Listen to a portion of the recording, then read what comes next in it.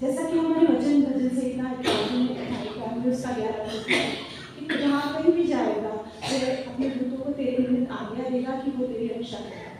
तो ऐसा ही कुछ मेरे साथ पिछले हफ्ते हुआ। सैटरडे को हम लोग मेरा बेटा एक काम से निशान गाड़ी गए थे और जब हम वापस आ रहे थे तो ये SNG रोड पे मैं हम लोग ई-रिक्शा में थे और पहले हम लोग जैसे वहाँ से क्रॉस किए तो एक और लंबी सी गाड़ी हमें बिल्कुल ऑलमोस्ट टच करते हुए गई और ऐसा लगा कि बस हम बिल्कुल सेंटीमीटर से बचे।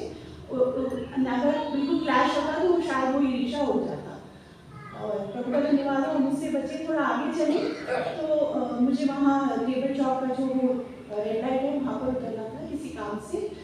तो मुझे जब हम लोग बैठे तो मुझे लगा कि वो ई-रिक्शा थोड़ा ऊंचा है। उस समय भी मुझे लगा कि इतना ध्यान नहीं दिया, हम लोग बैठ गए और जब हम उस ई-रिक्शा में से उतरने लगे, थैंकफुली मेरा बेटा दूसरी साइड से उतरा, मैं इस साइड से उतरी जहाँ पर वहाँ पे आपने अगर गौर किया हो तो वहाँ पे 2 पिलर है, फिर एक रेड लाइट है, उससे जस्ट पहले एक छोटा सा हल्का सा आयरन का निकला हुआ है। तो जब मैं उतरने लगी मेरा पैर न जाने कहाँ फंसा और मुझे पता चल गया कि अब मुझे बैलेंस नहीं हुआ, मैं गिरूंगी।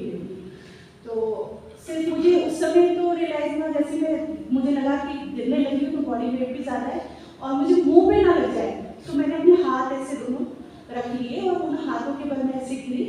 तो वो सिर्फ इतना सा फासला था उस रॉड से और मेरे हाथों में।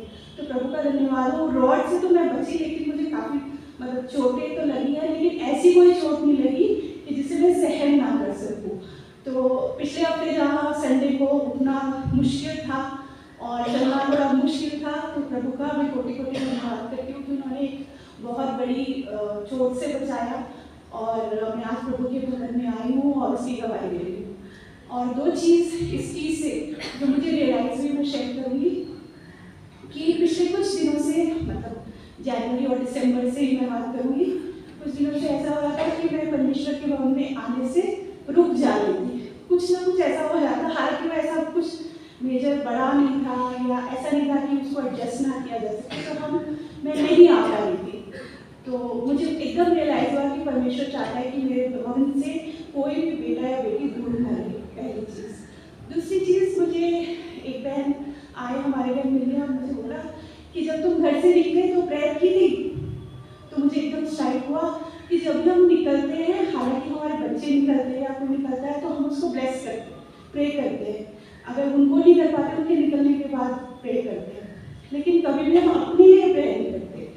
और शायद अपनी पर्सनल प्रेयर में भी हम सबके लिए जो भी हमें रिक्वेस्ट मिलती है, जो हमारे मन में होते हैं, जो उनके लिए अपनी दुआएं रखते हैं, लेकिन हम अपने आप के लिए प्रेयर नहीं करते। तो 2 चीज़ें मैंने सीखी, एक परमेश्वर के भवन को कभी नहीं छोड़ना है, आंधी तूफान कुछ भी हो, और दूसरा कि कहीं ना कहीं अपने लिए भी प्रेयर की जगह रखते हैं। Thank you so much.